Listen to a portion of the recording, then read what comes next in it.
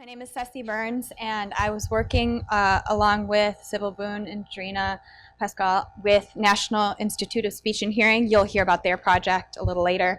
My project had to do with disability sports and the lack of resources available for people with disabilities in sports. So I'll start off explaining what's called the theory of change, which is a tool used in nonprofit management mostly, but it's something that I thought was really useful in explaining what the goals were of this advocacy project. So down at the bottom here, you'll see what my inputs were, and so this is actually what I did in the project, which was a series of YouTube stories that were working with athletes with disabilities. We were able to seek them out, and they were able to share challenges, experiences, highlights of their experience as career athletes or as amateur athletes or whatever it is that they did. And so that's here, these stories, and then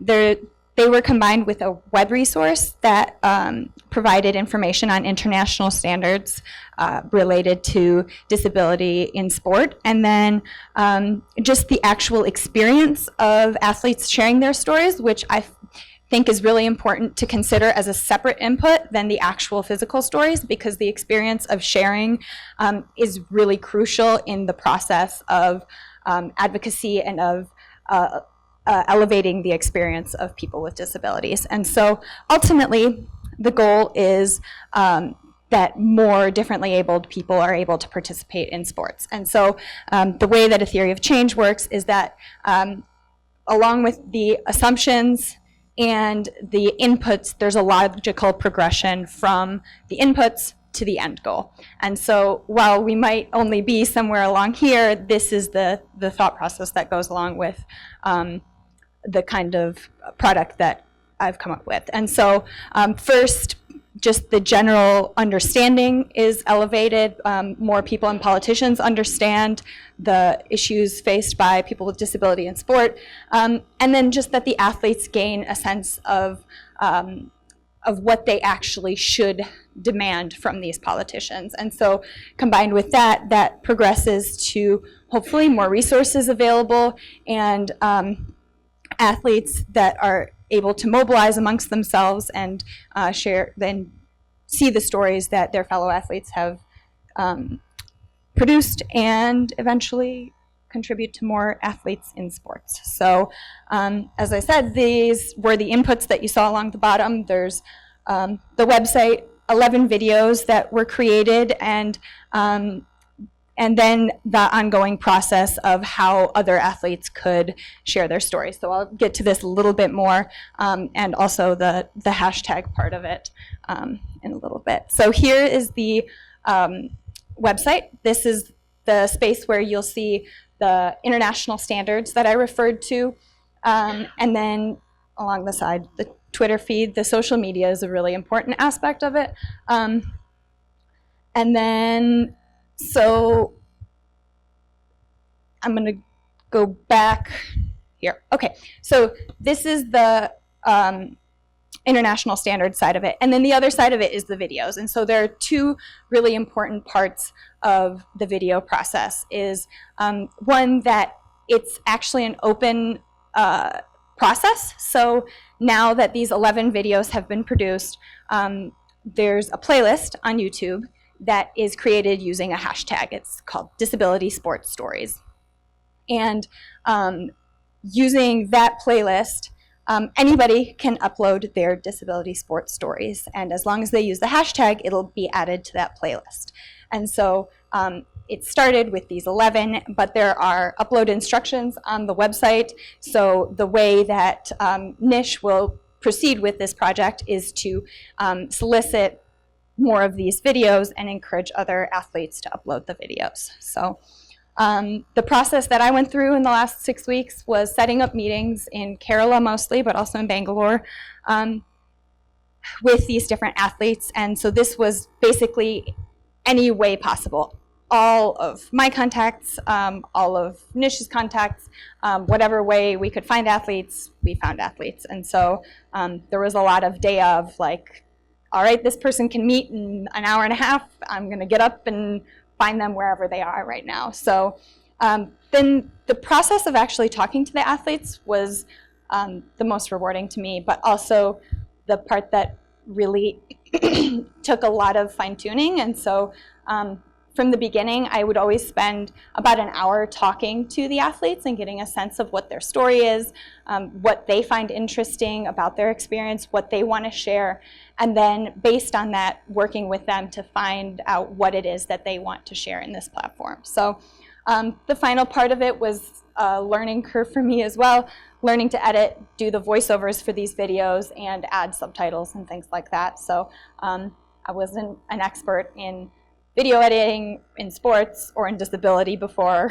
so it's all been a really interesting learning process. So I'll show you one of the stories. This is Matthew. He is a student at Nish, and he is a smooth talker, so I'll let him take it away.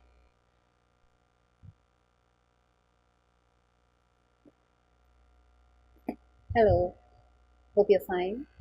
My name is Mathew, Matthew, Philip, Philip. That's my sign name. I'm doing my 8th semester BFA at Nish. What's my topic? It's on sports. I'd like to share 2 experiences. When I was a kid and I was in school, I used to take part in a lot of games. The teacher saw that I was really good and chose me. My training started from morning 6 a.m. and I was chosen to represent the Kerala team. Off and on, I would win and lose a couple of times. I participated in the long jump and I got a cup for that. I got a certificate also. I was very happy. And then I joined, I used to play cricket, and my friends told me that I bowl and bat really well. I said, yes, I plan to go to be selected in the deaf cricket team. And by luck, I was selected to join the deaf cricket team in Kerala. I continued my practice, but then there was a problem. I was not selected to represent India as a cricket member. But then that's okay, my focus remained Kerala. I continued practice. I came to Thiruvananthapuram, studied at Nish. I won a couple of matches. I got a lot of cups. Next time I played against Kannur and we lost the match. But that's not a problem, that's life, that's experience. I hope to continue my matches. Thank you.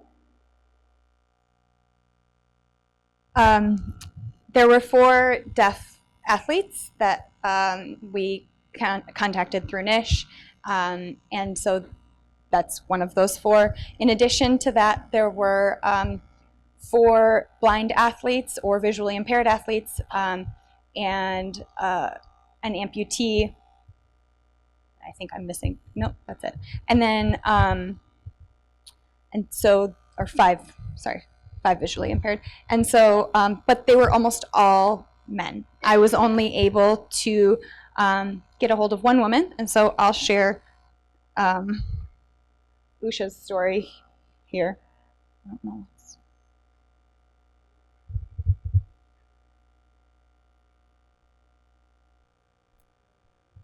I'll show you part of it because it's a little longer. My name is Usha. I am studying first year BA Maharani College. I came from Shumoga. My school name Shri Sharada Devi Andhra Vikasa Kendra, Shumoga. 1 to 10. First year, first PU, second PU in Bangalore, Baswangudi Government College. My hobbies: sports, dance and music. Athletic sports, 100 meter, 400 meter, 800 meter long jump. In 2003, national level in gold medal. 2006, national level in gold medal. 2008, 2010, national level. Brazil select.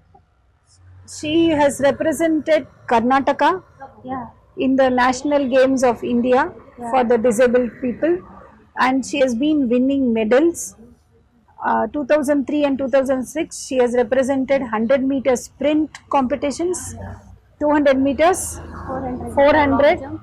and long jump, and she has got medals in all these competitions, and she was selected to represent India in the world games, in the international arena at the Brazil, which were held in 2010.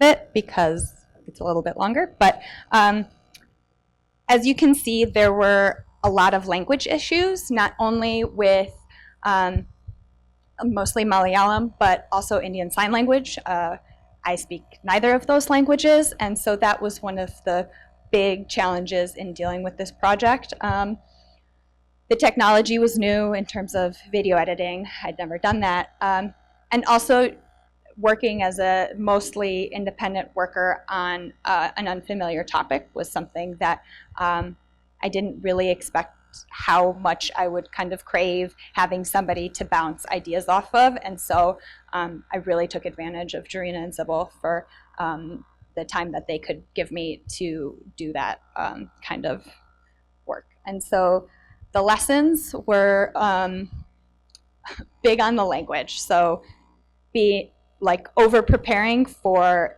my lack of ability to communicate, because even people that could communicate in English, it was harder, and even some of the interpreters that I was able to get in Kerala didn't have the level of English that I would have expected to be able to properly communicate. So yeah, just being aware of the challenges of solo work. But then the last lesson was that these athletes were awesome. They were, every single minute that I got to spend with any of these athletes it was just a great experience. They were all super excited.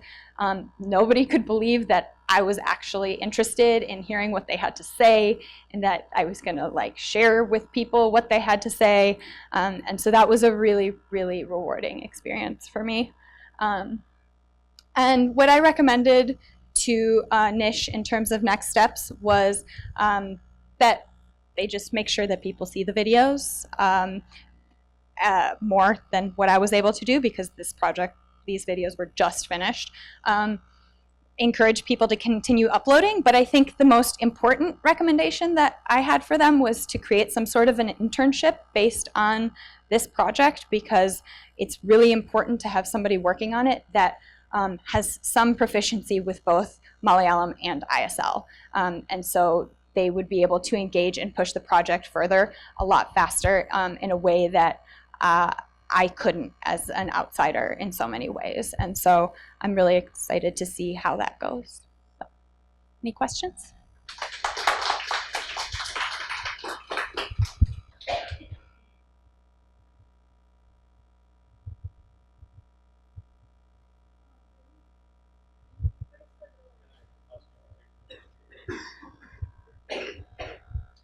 When you went around questioning, rather interviewing the people, did you have a certain set questions, or was it like for the sport specific, or how did you choose?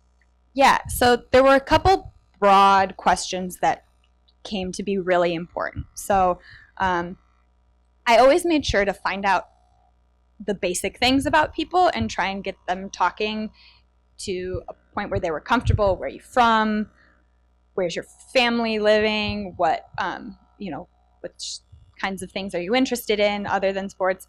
But then the things that really were, got people talking were, what are the points that have been really memorable in your sporting career that people always had something right on the tip of their tongue about, like the moment that they were able to run this race in this time, or that they made this team, or these kinds of things. Those were really important and got people very excited visually. It was cool to watch people tell those stories when I didn't understand what they were saying, because I could watch them get excited and I would get really excited to hear what it was that they were saying, but then have to wait for the translated version of that. But then the challenges, that was the other thing. So what is memorable and the challenges, and those two kind of broad questions pretty much would take you for an hour usually, because there are a lot of challenges associated with being a sports person with a disability. So, Thank you.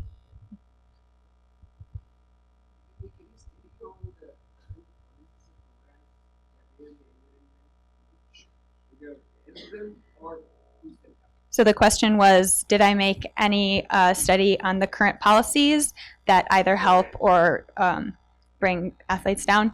And the problem is there are basically no policies, so that there's not really any study to be done because there aren't any governmental policies. There are individual organizations and nonprofits that are doing some work in the sphere, but it's almost all in the context of sports in a broader sense. So the Kerala Sports Council has programs for giving board to athletes, of which a certain portion happen to be disabled athletes, but it's not something that they actively pursue.